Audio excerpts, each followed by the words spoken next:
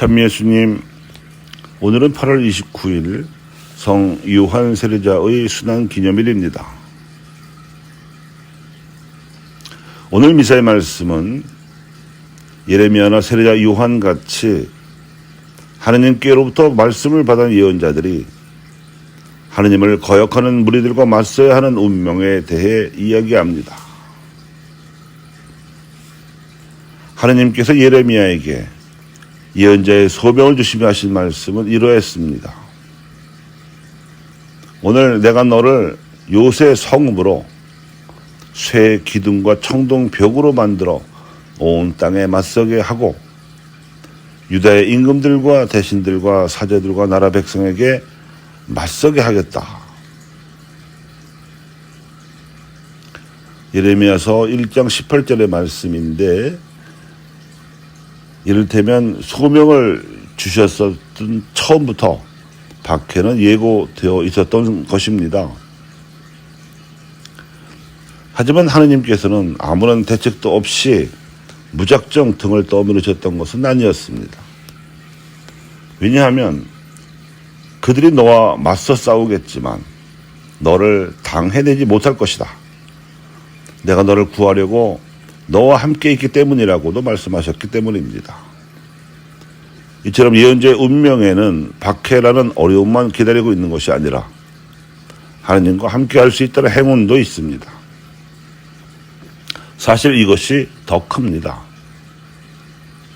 그가 예언자로서 활약했던 시기는 나라가 망하고 백성이 포로로 끌려가야 했던 암울했던 때였으므로 지도자들의 죄악 탓으로 큰 불행을 겪게 된 백성을 위로하는 일이 먼저이긴 했지만 그러고 나서는 자신이 하느님과 함께 있는 것처럼 백성들에게도 그들과 함께 하시고자 하는 하느님께 대한 믿음을 강조하였습니다.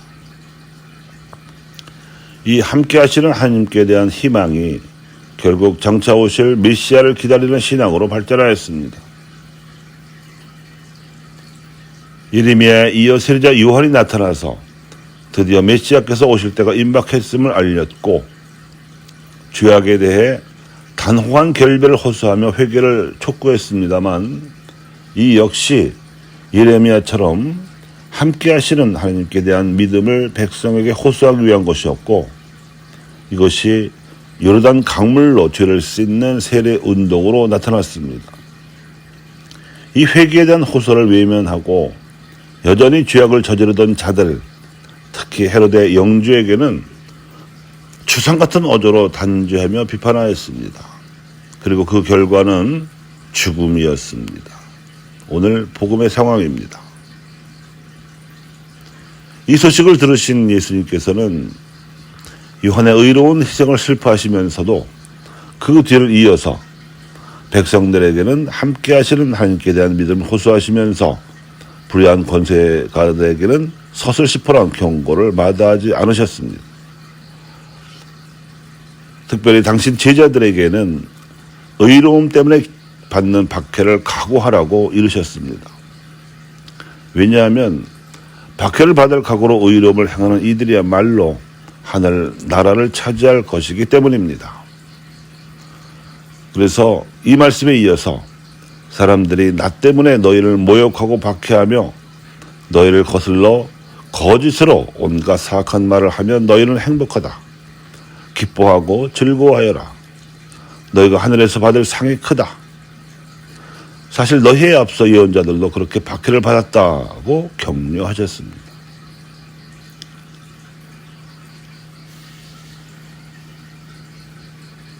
그리스도인들이 예수님의 삶을 본받도록 교회가 가르치는 직무가 세 가지 있습니다.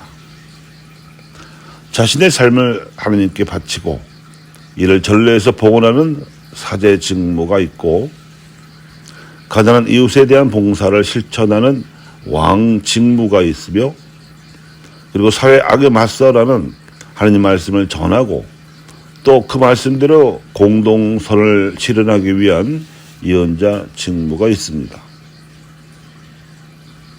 이 세 가지 직무에서 모두 희생이 뒤따릅니다만 그 중에서도 예언자 직무로 말미암아 권세가들에 의해 박해를 받을 가능성이 가장 큽니다.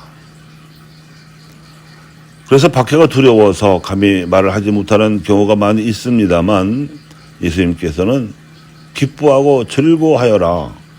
너희가 받을 하늘 상이 크다고 하시면서 십자가의 영성을 일러 주셨습니다. 이 십자가는 어쩌다가 재수없이 권세가들에게 밑보인 예언자들이 예외적으로 치르는 희생이 아닙니다. 예수님께서는 누구든지 내 뒤를 따라오려면 자신을 버리고 제 십자가를 지고 나를 따라야 한다고 단언하셨습니다. 그러니까 십자가는 모든 그리스도인을 향해 하신 말씀입니다. 이 때문에 그리스도인이 있는 곳에는 반드시 십자가를 걸어두는 것이며 기도를 시작할 때면 십자 성호를 먼저 긋는 것입니다. 초대교회 사도들도 예수님처럼 복음을 선포하다가 대사제들에게 붙들려 가서 매를 맞고 모욕을 당했을 경우에도 사도들은 그 이름으로 말미암아 모욕을 당할 수 있는 자격을 인정받았다고 기뻐하며 최고의회 앞에서 물러나왔다고 사도행전은 기록하고 있습니다.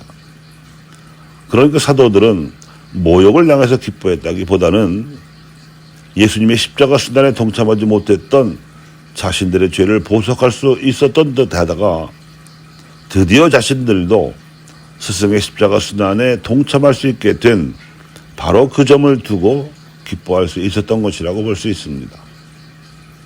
이만큼 예수님과 그리고 예수님을 통해서 하느님과 함께 하는 일이 중요했습니다. 예레미야나 세례자 요한은 그 좋은 본보기였습니다. 또한 예수님께서도 당신이 솔선수범하여 십자가를 짊어지셨습니다.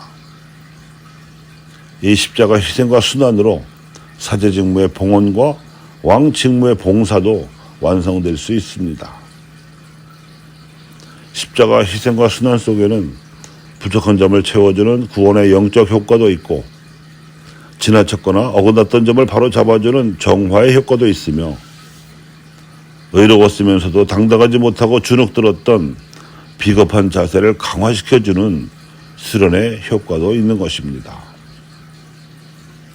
교우 여러분, 하느님께서 우리와 함께 하십니다. 이를 믿으시기 바랍니다.